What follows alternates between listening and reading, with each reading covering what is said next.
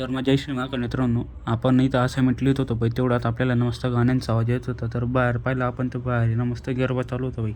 पण मग आपण गेलो नाही, कारण की आपल्याला सकाळी लवकर उठायचं आहे.